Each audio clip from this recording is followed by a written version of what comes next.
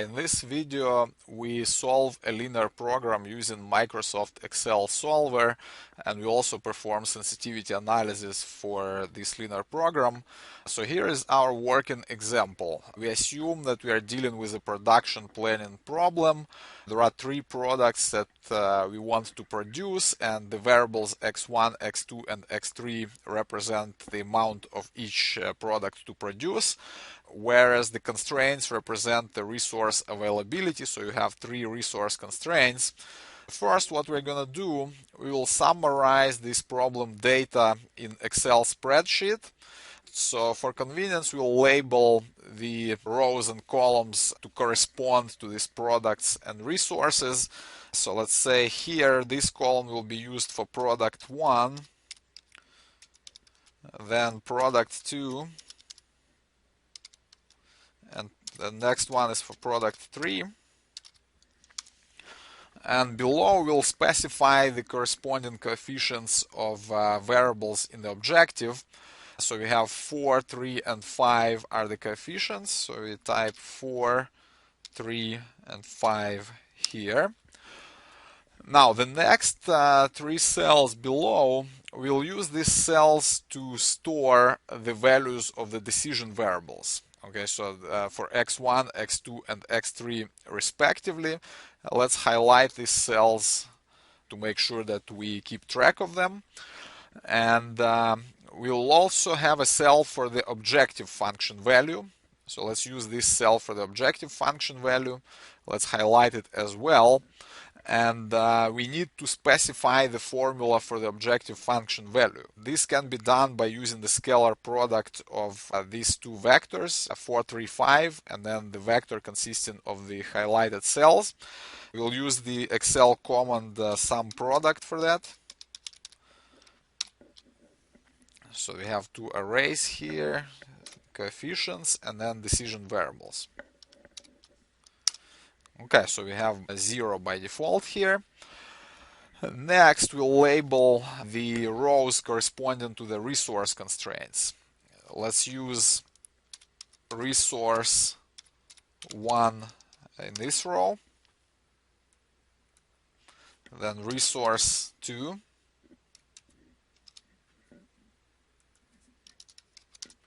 and resource 3.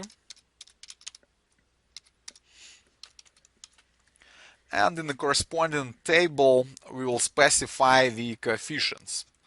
Okay, so we have here 1, 2, 2.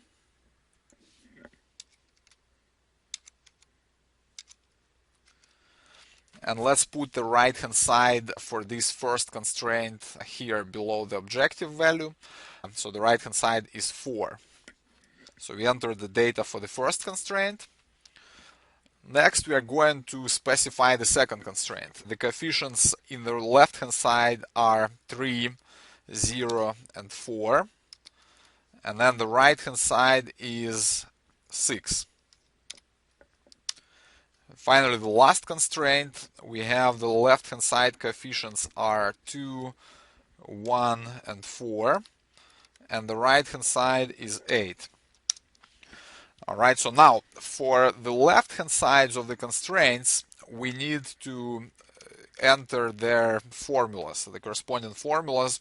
So the linear function representing the left-hand side of the first constraint will be the product, the scalar product of this vector here, 1 to 2, by the highlighted vector containing the values of the variables. And again, we use the sum product command to represent this.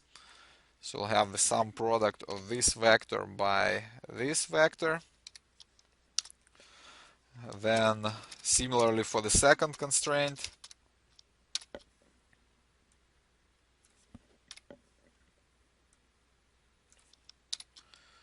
And for the third constraint.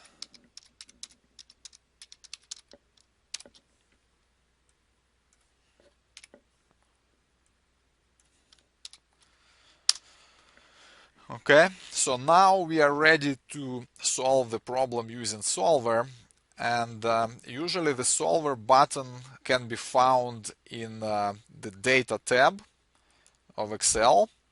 right now we don't have it because the corresponding app was not added. So let's add the add-in in the options. So we go to options, then add-ins, and we go to Excel add-ins here and check the solver box. Solver add-in, okay. And we see that the solver button appeared up here. So now we are going to use it, okay. So we press solver, and first we specify the cell for the objective. So, and we select max because we're maximizing here, and we select the cell that corresponds to the objective. Then changing variable cells would be the cells that we reserved for the variable values. These are our decision variable values.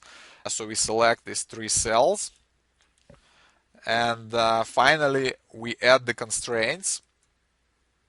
Add, and here we specify the cells that corresponded to the left-hand sides.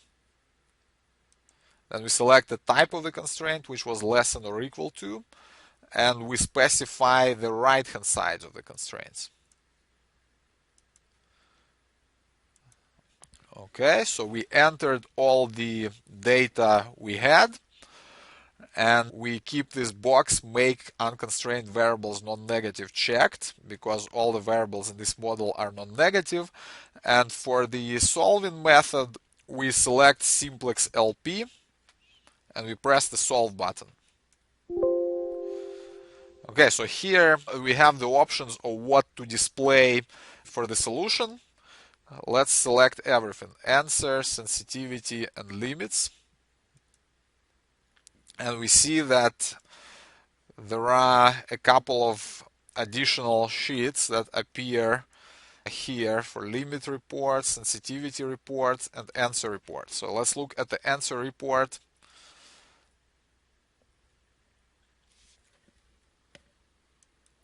There are 3 tables here. The first table specifies the optimal objective value of 11. Then to see the optimal values for the variables, we look at the second table. So product 1, the original values were just the starting values that we had in the corresponding cells. We didn't have anything there, so by default it's 0. And the final value is the one where we look for the optimal solution. So we have 2, 1, and 0 are the optimal values for x1, x2, and x3 respectively. And then we also see the information regarding the constraints for resource 1, resource 2, and resource 3.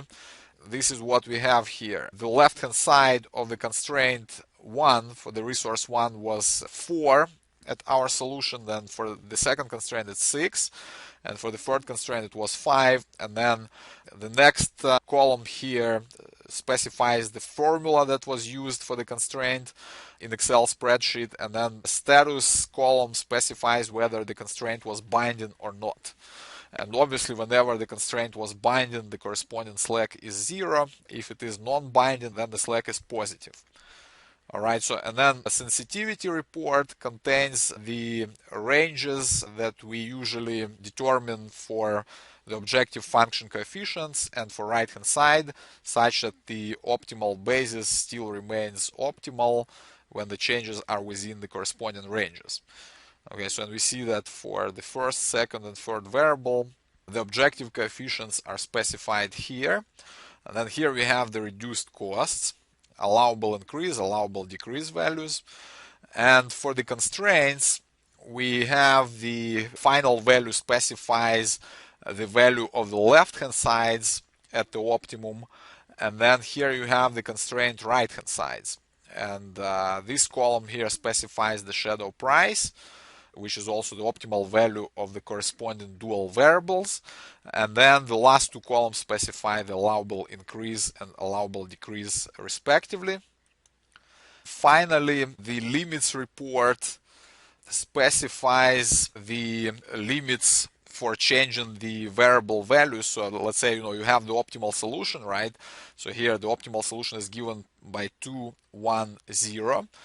And if we try to change the value of one variable at a time from this optimal solution to something else, the first table gives you the lower limit for the corresponding variable so that you can change it down to that limit without violating the constraints. Okay, so right now the optimal value for x1 is 2, but you can bring it down to 0 while staying within the feasible region, and this will give you the objective function value of 3 with the other variables remaining unchanged. And you cannot increase the value of this variable from 2 to anything greater, and at the optimum the value of this variable is 2. So if you try to increase this variable while keeping the other two variables unchanged, then you'll get outside of the feasible region. Okay, so 2 is the upper limit for this variable. And similarly for the other two variables, so here the optimal value is 1. If you want to reduce it, you cannot go below 0, or if you want to increase it, you cannot actually increase it from 1 to anything else while keeping x1 and x3 at values of 2 and 0 respectively. So this is the meaning of these tables for the limits report.